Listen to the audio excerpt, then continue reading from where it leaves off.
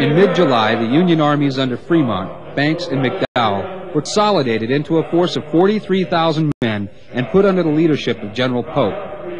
Pope had proven himself by winning battles in the West. He was aggressive but reckless.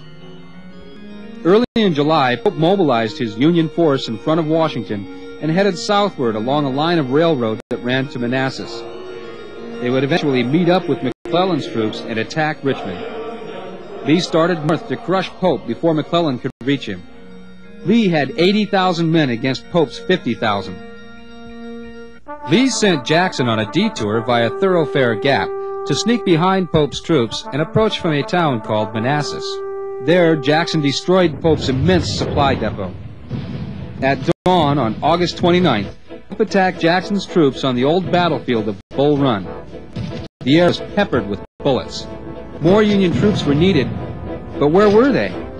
It seemed McClellan was taking his time in arriving. The Billy Yanks fought in the smoky woods with their officers shouting and waving swords trying to hold their units together. The battle continued in confusion and bloody violence.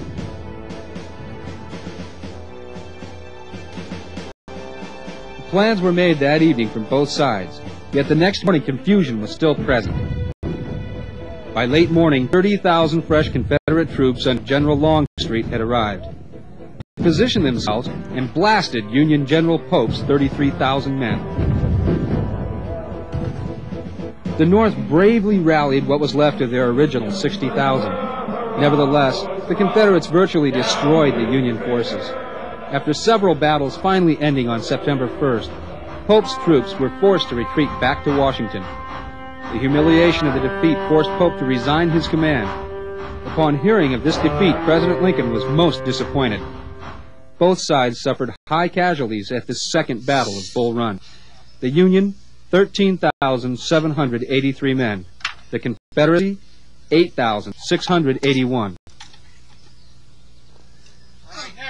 By now, the cold realities of war had begun to sink in. Many a young man who had thought the war would be a quick adventure now realized their folly. They had seen bullets fall thick around them. They had seen the dead and the dying. The brutalness of war was taking its toll on them. They could see themselves changing. One young soldier wrote, "I saw the body of a man killed the previous day, and a horrible sight it was. Such sights no longer affect me, for I now look on the carcass of a man with pretty much the same feeling as I would do were it a dead horse or a hog."